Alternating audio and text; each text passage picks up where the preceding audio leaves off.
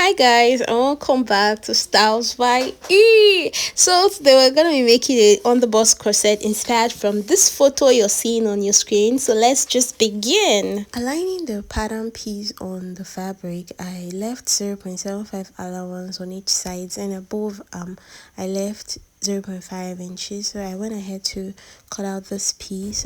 These are my pieces. These are the front pieces and those are the back pieces. So I went ahead to iron hasting on all my pieces and cut out linings.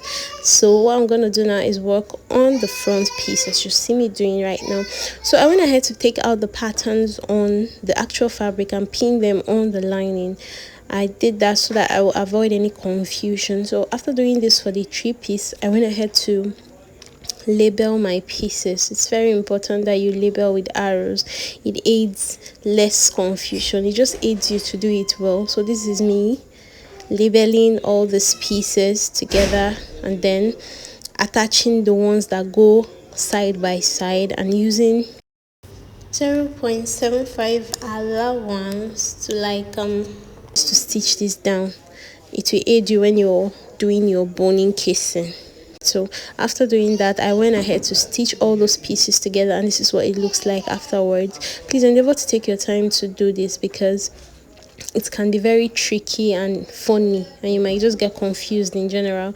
So take your time and stitch these pieces together, and then the next thing is to go in with your steam iron. It is very important to iron this piece to make sure that it is flat and smooth, as you're seeing me doing right now on my screen. So after doing that, I decided to join those two front pieces together, and I'm gonna use a sewing allowance of 0.5 inches and run it straight, and let's see what it looks like afterwards. So after doing that, this is what it looks like. I still went in with my iron to iron all the seams opened, you know, to just give it a good press and make sure it's looking neat and looking nice. As you're seeing now, wow, it's already coming out really good. So after doing all that, I went ahead to fold some of the seams, the allowance I opened, into two, as you're seeing me doing on your screen. So the next thing I did was to fold it into 2 equal halves and then still iron it for it to look flat. And then afterwards, I went ahead to trim those excess part, as you're seeing me doing on your screen. Yeah. Funny enough, it was just looking really nice. I was really into it. So next thing we're gonna do now is to work on the back piece. Now when I was working on the back piece, I tried a different approach. After labeling it, I tried to use my pins. Please, when you're doing yours, use your pins. It aids you, it makes you work faster. So I used my pins to hold all the pieces together, both the first piece and the second piece, and so on and so forth. So after doing that, it was easier for me to sew and it was stress-free. So after doing all that, it's time to join the front piece and the back piece together by the side. So I did that and used 1 inch allowance to close those side seams, and then when I was done doing that, look at what it looks like. It's beginning to come into place, everyone. And when I'm done, I did the same thing for the lining too, and then I folded my actual piece into 2 and trimmed off all the excess part, as you'll see me doing right now on your screen. So after doing all that, I decided to take out the allowance I made when I was cutting the pattern. So that was my mistake. When you're cutting yours, please endeavor not to put allowance by the side. So this is me trimming that out, and then the next thing I'll do is to align the piece on my lining and make sure they fit. So I trim off all the excess parts to avoid any problems. Let's just put it like that. So I trimmed everything out and I went straight to work on the boning casing, as you see me doing right now. So because I realized that the bones were going to be much, so I decided to fold other parts into 2, and then I stitched, just look at it, I stitched all those pieces together, as you'll see me doing. I don't know if you don't know what I'm saying, just watch and you can be able to tell what I'm doing. So the next thing is to fix my bones, and I used a non-stitch bone, the smallest size. So this is me measuring the length of it. I'll use my scissors to trim the edges to avoid any discomfort, and then use lighter to burn the edges so it's smooth and won't give any problems when you're fixing it or when you're already done with the dress.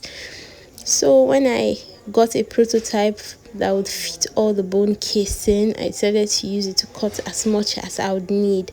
I used about 12 bone pieces. So this is me cutting and burning and cutting and burning.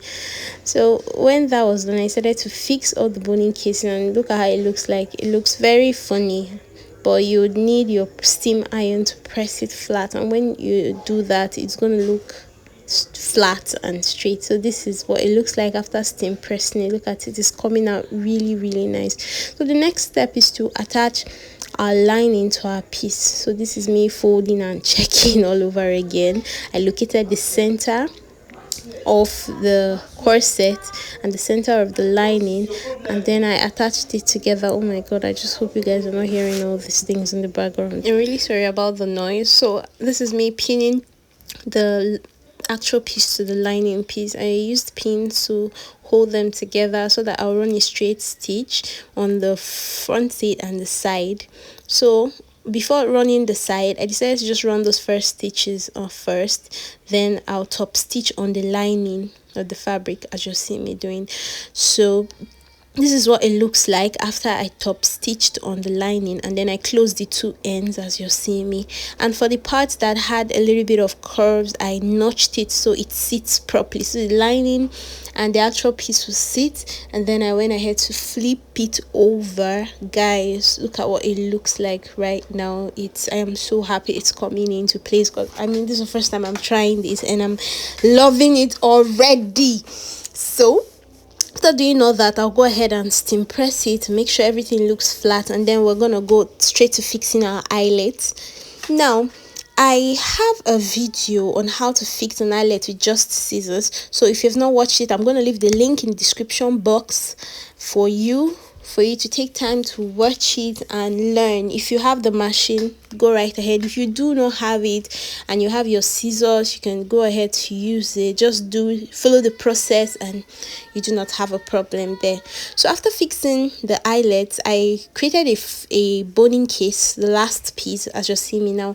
I'm burning it to attach it at the final place. Yes, as you see me doing on your screen. If you don't understand what I'm saying, just watch the video and you will get exactly what I am doing. So this is me fixing the final boning cases on both sides, and then the next thing I did was to go ahead to trim out the excess pieces of the lining out before I use a bias strip. Now I made a bias with the fabric. I just folded it into 3, used my iron so I know how to like align it on the fabric. So I used one of the piece and placed it on the fabric, the right side of the fabric, and I'm going to run a straight stitch on the lines I ironed out. I mean, if you know how to fix a bias, you know how to do this. It's just very simple. So this is what it looks like after I ran a straight stitch. And then next thing I'm going to do now is to fold the edges. I took out small piece, I folded it into 2, folded it once and folded it twice. Again, if you do not understand, just watch it and you will get it. So when you do that, you just run a straight stitch down to the end, and that is it, guys. We're done biasing the finished end of the corset. Look at how it looks. I've not even pressed it and it's looking this nice. So if you're still watching up to this point, I really want to say thank you for sticking, and I really hope you found this tutorial helpful. If you've not subscribed, please subscribe. If you've not liked, please like. And thank you guys, and see you in my next tutorial. Bye.